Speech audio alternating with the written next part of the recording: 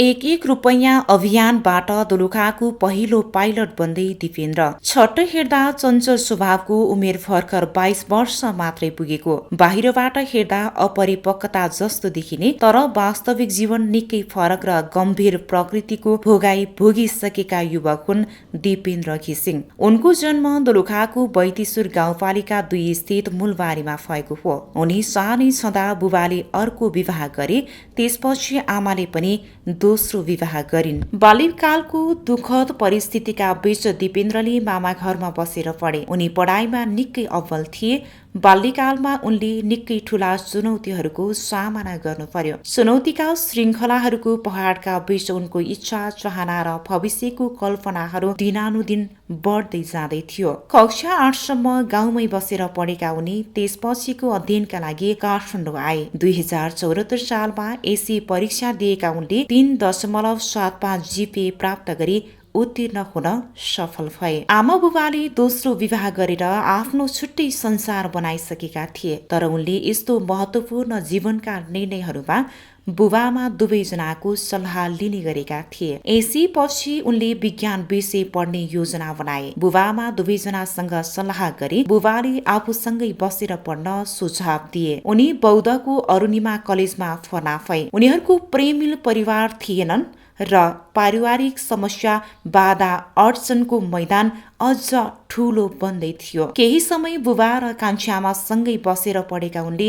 राम्रो वातावरण र व्यवहार नपाएपछि छुट्टै कोठा फाडामा लिएर बस्न थाले। कोठा फाडा र खाना खर्च जुटाउन उनलाई निकै मुस्किल थियो।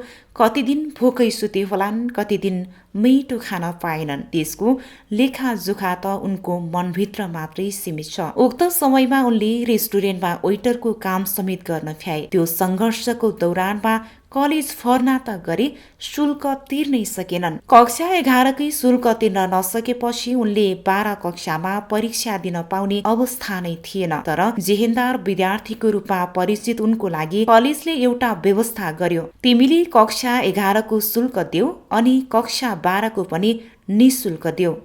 त्यसपछि उनले जसरी पनि पैसा जुटाएर परीक्षा दिए। थोरै समय भए पनि रात दिन मेहनत गरेर उनले कक्षा 11 र 12 को परीक्षा एकै वर्ष दिए। आर्थिक अभावले भौतारी रहेका उनले कलेज गएर पढ्न नपाए पनि 3.22 GPA ल्याएर +2 उत्तीर्ण गरे। त्यसपछि उनको जिन्दगीको लक्ष्य र आकांक्षा बढ्दै थियो। सङ्कटाको दलदलमा फसिरहेका उनले पाइलट पढ्ने सपना बुने। उनको सपना साकार पार्न सहजता थिएन उनलाई थाहा छ, तर त्यही क्रममा उनले एक रुपैयाँ अभियानलाई अघि सारे। एक रुपैयाँ सङ्कलन गरेर उनले पाइलट कोर्स गर्ने अठोट लिएर अभियानलाई अघि बढाए। पाइलट पढ्न करिब 80 लाख रुपैयाँ खर्च लाग्नेछ। त्यो अभियानबाट उनलाई बिस्तारै सहयोग पनि आउन थाल्यो। त्यसपछि उनले 1 वर्ष अघि फिलिपिन्स गएर त्यहाँबाट पाइलट कोर्सलाई अघि बढाए। अहिले अध्ययनकै क्रममा उनले विमान उडान